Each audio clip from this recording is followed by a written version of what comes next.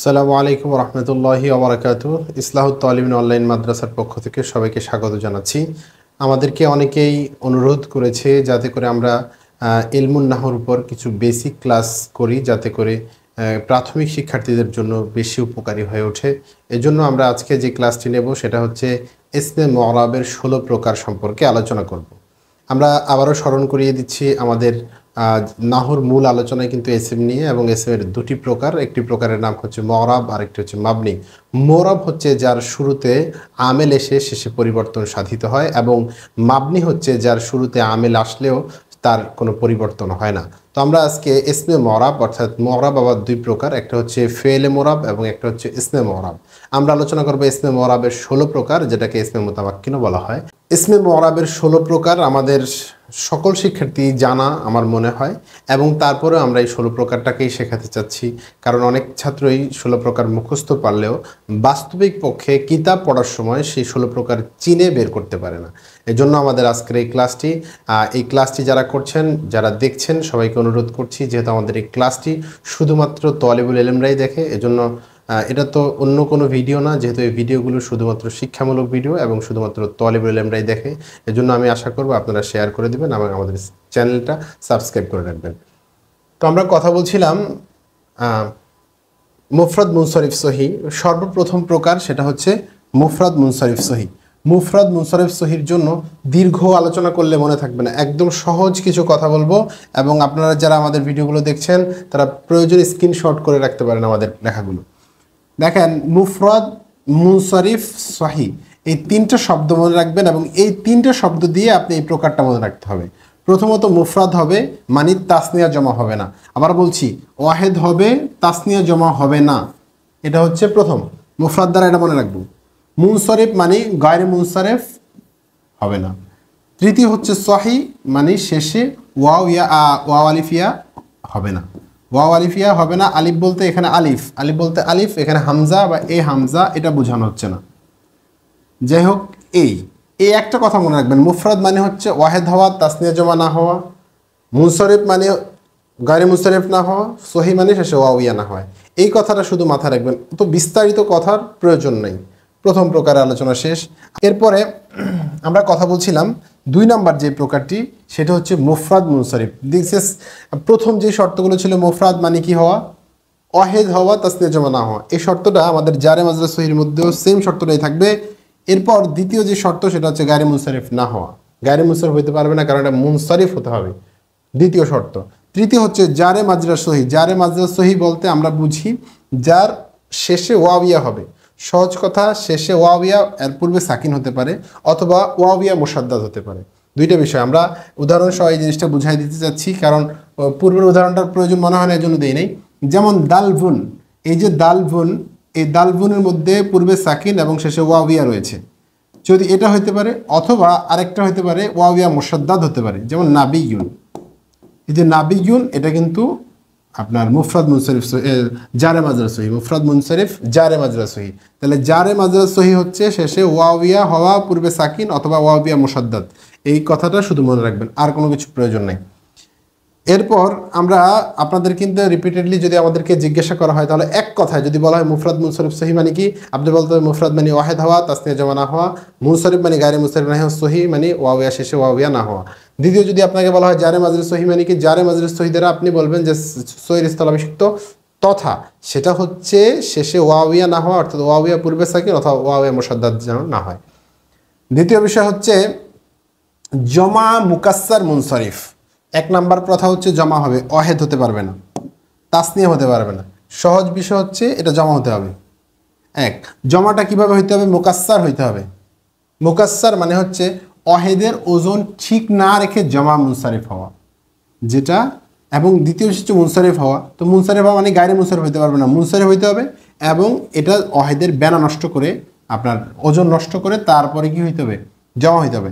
যেমন আপনি দেখেন রজুলুন, এই রজুলুনের মধ্যে বেনা নষ্ট করছে কি, রিজালুন এসে জমা হয়েছে কিভাবে, রিজালুন, মাঝখানে আলিফ এসে ওয়াহেদের বেনাটা নষ্ট করেছে। এই জন্য আমরা এখানে কিন্তু উদাহরণ আছে, আপনারা দেখে নিতে পারেন। হ্যাঁ, উদাহরণ সহ এখানে আলোচনা রয়েছে। 3 নম্বর প্রকার সেটা হচ্ছে জমা মুয়ান্নাস সালেম।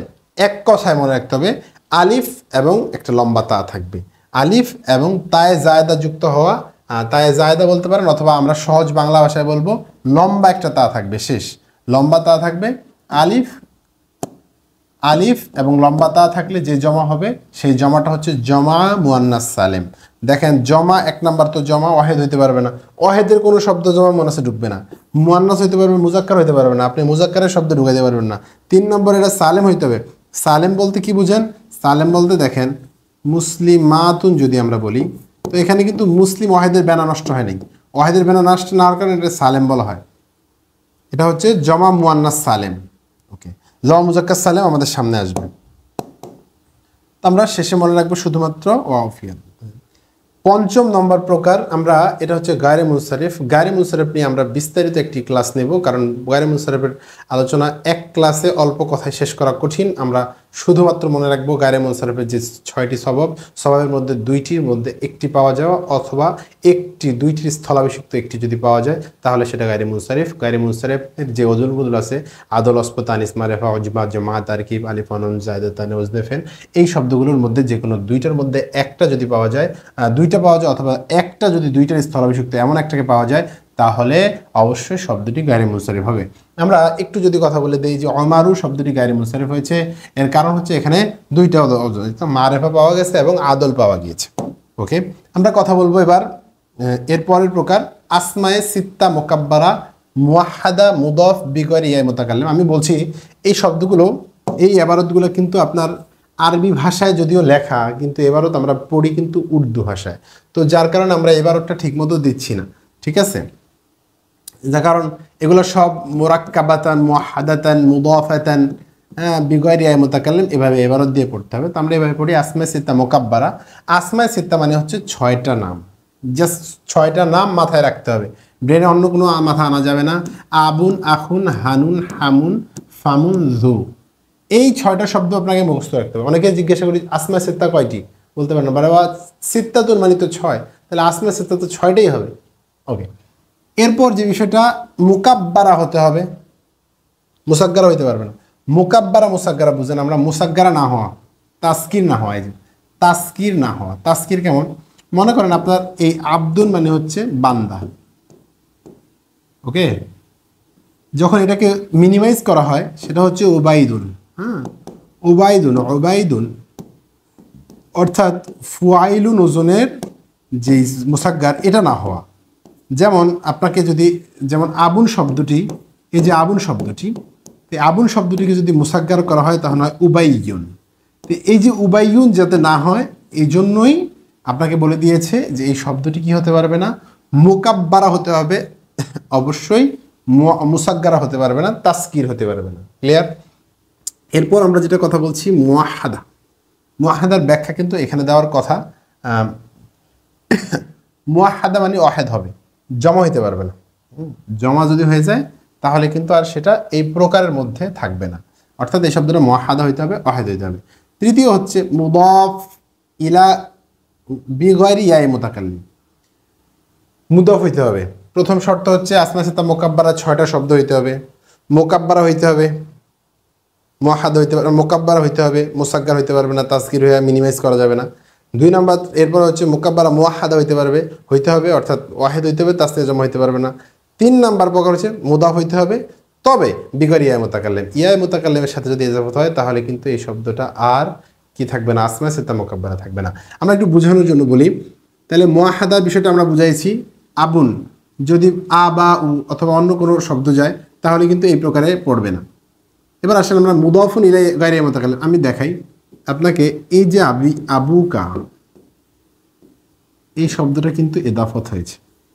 এদাফত হওয়ার শর্ত আপনি যদি দেখেন, এই যে আবুন, এটা দেখলে আপনি আসমায়ে সিত্তা মুকাব্বারার মধ্যে পালাইতে পারবেন না, কারণ আসমায়ে সিত্তা মুকাব্বারা আমরা মনে করি নামটা, কিন্তু আসলে না, এটা তো আসমায়ে সিত্তা মুকাব্বারা না, শুধু এটা আসমায়ে সিত্তা মুকাব্বারা মুওয়াহ্হাদা মুদাফ ইলা গায়রি ইয়া মুতাকাল্লিম। এই শব্দটা মনে রাখতে হবে পুরাটাই। আপনি এই আসমায়ে সিত্তা মুকাব্বারা মুখস্থ করলে হবে না, এই পুরা নামটা মুখস্থ করতে হবে। আপনাকে আবার বলছি, আসমায়ে সিত্তা মুকাব্বারা মুওয়াহ্হাদা মুদাফ বিগয়রি ইয়া মুতাকাল্লিম। তাহলে আপনার কি হবে? আবুন শব্দটি এটা কোন প্রকার?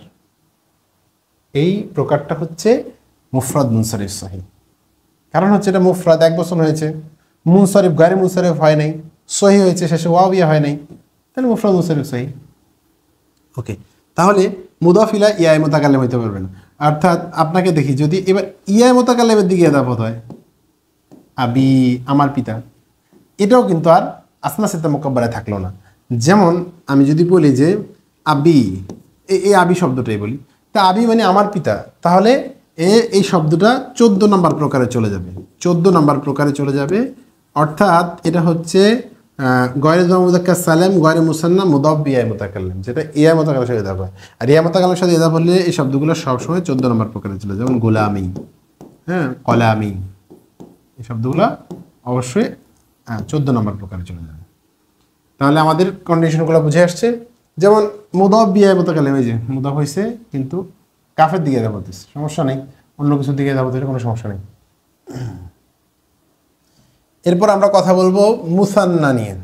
মুসান্নায় হাকিকি, মুসান্না মানে কি? দ্বিবচন হওয়া। তো যেগুলো দ্বিবচন, হাকিকি মানে বাস্তবে দ্বিবচন।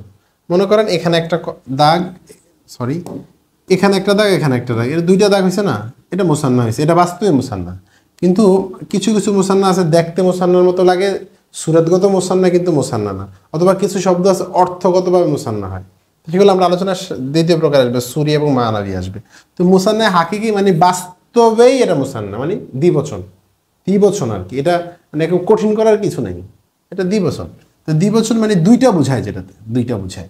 তো আমরা দ্বিবচন চিনার ক্ষেত্রে ওয়াহেদের শেষে আলিফ বা ইয়া মা কবলা ফাথা এবং নুনে মাকসুরা মিলে দুই ব্যক্তি বা বস্তুকে প্রকাশ পাওয়া, এটা আশা করি আপনারা বুঝতে পারছেন। অর্থাৎ বিষয়টা আমি লেখে বুঝাই, সেখানে যেভাবে উদাহরণ আছে এটা দেখাই। দেখেন এখানে আছে কি রজুলানে, রজুলাইনে, রজুলাইনে।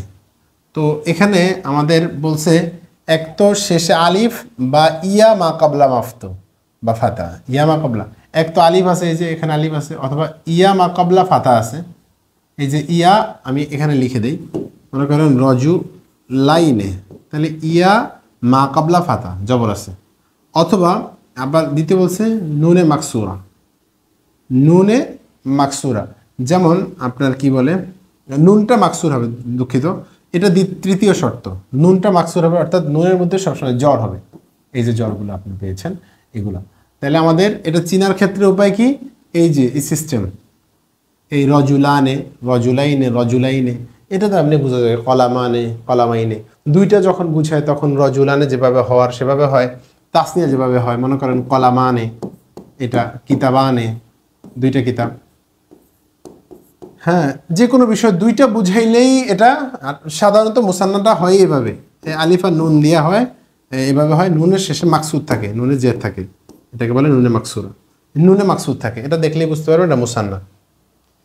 তৃতীয় বিষয় হচ্ছে এটা হলো মুসান্নায়ে সুরি। মুসান্নায়ে সুরি কি? সুরাতগতভাবে মুসান্না, জিনিসটা মুসান্না না, এটা কিন্তু দেখতে মুসান্নার মতো লাগে। যেমন আপনাকে বলি আমি, ইসনানে, যদি এই জিনিসটা বুঝতে একটু কষ্ট হবে আপনার, তারপরে দেখাই। ইসনানে, এটা কি মুসান্না? অনেকে বলবে যে দুই, দুই যদি নিজেই মুসান্না না হয় তাহলে সব দুই কেমনে মুসান্না হয়? বাবারে দেখেন, আপনি খেয়াল করেন, এখানে এই একটা ক আছে, এখানে একটা ক আছে, তো আমরা এখানে বললাম দুইটা ক আছে, এটা দুইটা জিনিস, একটা জিনিস দুইটা আছে। কিন্তু ইসনানে মানে দুই, দুই মানে এটা একও না আবার তিনও না, এমন না যে এক এক, এই এক এক বা দুইটা জিনিস একসাথে, মানে আপনার ব্রেনে দুই বললে টোটালি দুইটা জিনিস একসাথে আসতে হবে। দুই যদি মুসান্না হইতে হয় তাহলে এরকম হইতে হবে, দুই এবং দুই, এটা মুসান্না হবে। দুইটা দুই, তখন বলবো দুইটা দুই, এটা একটা সত্তা, দুইটা একটা সত্তা। আমি যদি বলি 10, 10 মানে 10, আপনার ব্রেনে যেটা আসছে 10 বললে আপনি কি 9 বুঝেন না 11 বুঝেন? 10 নয় কিছু বুঝেন না, একদম 10 মানে 10, 10টা জিনিসকে একসাথে অন্তর্ভুক্ত করে। 10 মানে একটা শব্দ যেটা 10টা জিনিসকে অন্তর্ভুক্ত করে, সেটা 10টার দিকে অন্তর্ভুক্ত করার কারণে এটা জমা হয়ে গেছে, সেটা এমন না। এটা একটা শব্দ, এটা সত্যগত মানা হচ্ছে, এটার ভিতরে যা আছে এটা একসাথে চলে আসছে। যদি এরকম হয় যে 10 আবার 10 আবার 10, তাহলে এগুলাকে আমরা বলতে পারি যে তাসনিয়া জমাই, তাসনিয়া জমাইতে পারি। কিন্তু একটা 10 এটা তাসনিয়া জমাইতে পারে না, নিজে মূলত ওয়াহিদ। কিন্তু এখানে বলছে যে সুরত যেহেতু মুসান্নার, সুরত যেহেতু ঠিক আছে, তো এই জন্য আপনাকে কী করতে হবে? এটাকে মুসান্নার ইরাব নিতে হবে। সূরাত যেহেতু এটা, এই জন্য সূরাতটাকে নিতে হবে মুসান্নার ইরাব নিতে হবে। যেমন আপনার সরি, আমি ভুল জায়গায় টাচ করেছি। এটা হচ্ছে এই যে ইসনাইনে, হ্যাঁ ইসনাইনে, এই যে ইসনানে, হ্যাঁ ইসনানে, এটা দেখতে মুসান্নার মতো লাগে, রজুলানের মতো লাগে, এই জন্য এটা এরাবও নেবে কিসের? মুসান্নার। ইসনান ইসনাতাইনে, এটা মুখস্থ করে রাখবেন সূরাত। এবার আসেন মানাবী যেটা, সেটা আমরা একটু বুঝতে চেষ্টা করি। মানাবী মানে হচ্ছে শব্দটা নিজে কিন্তু মুসান্না না। আপনি খেয়াল করেন এই যে কেলা শব্দটা, সরি এই যে কেলা শব্দটা, এটা কিন্তু মুসান্না না। কেলা, এই কেলা শব্দটা মুসান্না না। এই শব্দটা যদি স্বাভাবিকভাবে থাকে না, তাহলে আপনাকে অবশ্যই এটাকে কি করতে হবে? এটাকে আপনি অন্য এরাব দিতে হবে, অর্থাৎ এটাকে আপনি মাকসুর এরাব দিতে হবে। এটাতে আপনি দিতে পারবেন না। তো এই যে কেলা কেলতা, এই শব্দগুলোর মানা হচ্ছে মুসান্নার মানা। এই শব্দগুলো যখন জমিরের সাথে এজাবত হয়, এটা এটা লেখা দরকার ছিল মুসান্না মানাবী, মানে হচ্ছে মুদাব্বি দমায়ের, জমিরের সাথে যেটা এজাবত হয়। এটা আপনি যদি কোনো এসএমের সাথে, মনে করেন আপনি যদি বলি যে কেলা রজুলাইনে, তাহলে কিন্তু হবে না রজুলাইনে, তাহলে কিন্তু এটা মুসান্নার এরাব নেবে না। কেলা, এই যে কেলা কেলতা শব্দটা অবশ্যই জমিরের সাথে যদি এজাবত হয়, তাহলে এটা মুসান্নার এরাব গ্রহণ করবে, তখন এটা মুসান্না হবে, অর্থাৎ তাসনিয়া এরাব নিবে। তাহলে আমি আশা করি বুঝতে পেরেছি। যেমন কেলা হুমা, কেলা হুমা, অথবা হ্যাঁ কেলা হুমা তো আমরা পড়লাম, কেলাই হুমা, হ্যাঁ এরকম হতে পারে। যখন এটা জমিরের দিকে যাবত হবে এই কেলা হুমা। তো অর্থাৎ এখন কেলাটাকে আমরা কেন মুসান্না বললাম? কারণ হচ্ছে এই শব্দটা অর্থগতভাবে মুসান্না, অর্থগতভাবে দ্বিবচন। আমি মুসান্না বলতেছি, তো আপনারা এই পরিভাষাটা তো অভ্যস্ত হতে রিকোয়েস্ট করছি যে একটু সম্ভব যদি হয় তাহলে আপনারা এই পরিভাষাটা অভ্যস্ত হবেন, এই শব্দগুলোর পরিভাষা মুখস্থ করবেন। যদি কেউ মনে করেন 16 প্রকার না পারে, তাহলে তার নাহুর কিচ্ছু বোঝার সুযোগ নেই। 16 প্রকার না পেরে আপনি নাহু সরফের কিচ্ছু বুঝতে পারবেন না। 16 প্রকার আপনাকে শিখতেই হবে, এজন্য 16 প্রকারের এই ক্লাসটিকে আপনাকে মনোযোগ সহকারে করতে হবে। এরপরে যেটা কথা বলেছে জমা মুজাক্কার সালেম, 1 নাম্বার জমা হইতে হবে, 2 নাম্বার কন্ডিশন মুজাক্কার হইতে হবে, আলিফ তাটা থাকতে পারবে না, আবার সালেম হইতে হবে, ওয়াহিদের বেলা ভাঙতে পারবে না। যেমন মুসলিমুনা, মুসলিমুনা, ওয়াও নুন এবং ইয়ানুন দ্বারা যদি জমা হয় এবং নুনের বদলে জবর মাফতু থাকবে, জবর থাকবে, হ্যাঁ এই যে ওয়াহিদের শেষে দম্মা, ওয়া মা কাবলা দম্মা, অর্থাৎ ওয়াও থাকবে এবং পূর্বে দম্মা থাকবে। যেমন আমি দেখাই, মুসলিমুনা, এই যে ওয়াও আছে, ওয়া মা কাবলা দম্মা, এই যে পেশ, এটাকে বলা হয় ওয়া মা কাবলা দম্মা।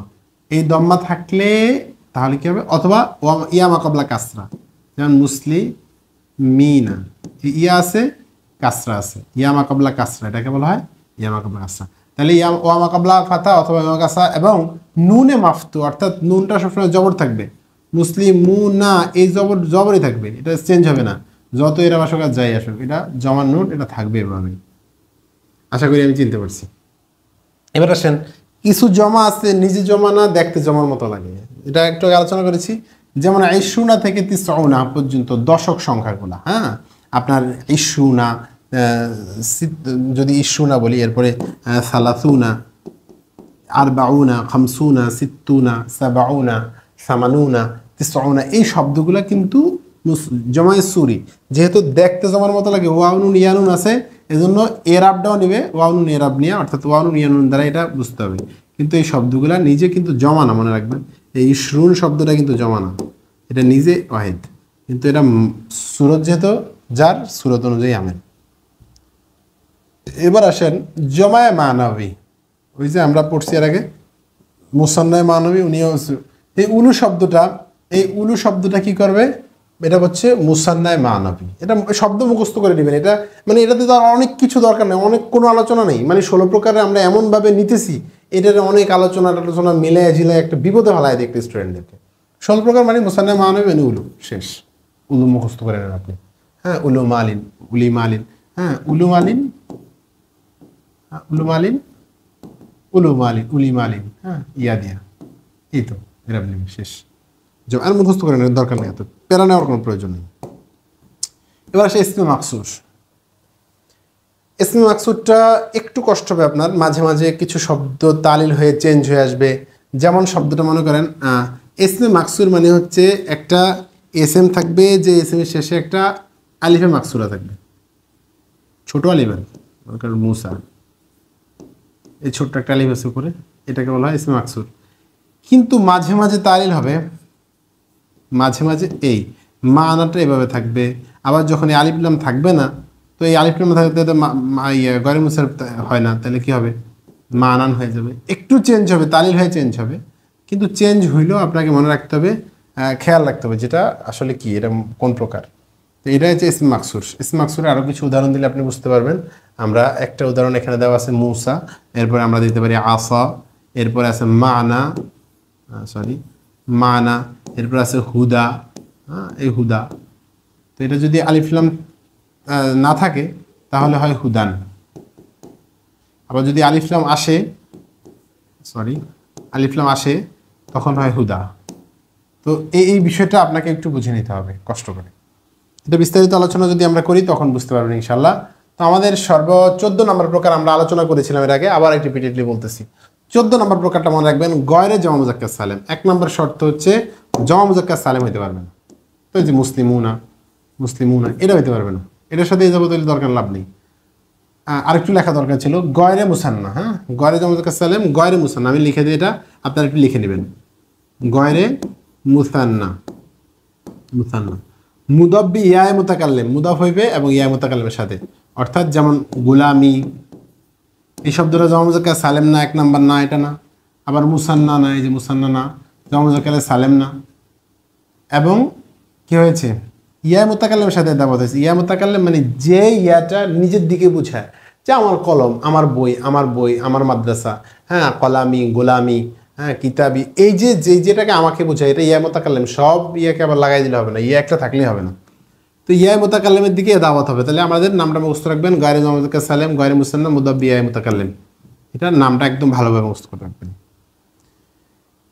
এরপর আমাদের ইসমে মানকুস। ইসমে মানকুস চিনার একদম সহজ একটা পদ্ধতি এখানে দেওয়া আছে, আমরা একটা পড়বো, শেষ, এত পেরা নেব না এখন। যে ইসমের শেষে ইয়া মা কাবলা কাসরা থাকবে, যেমন আল কাদি, বলতেছে ইয়া আছে পূর্বে আর কাসরা আছে, কোন একটা ইসমের শেষে ইয়া পূর্বে কাসরা। এখন এটা একটু চিনতে কষ্ট হবে প্রাথমিকভাবে।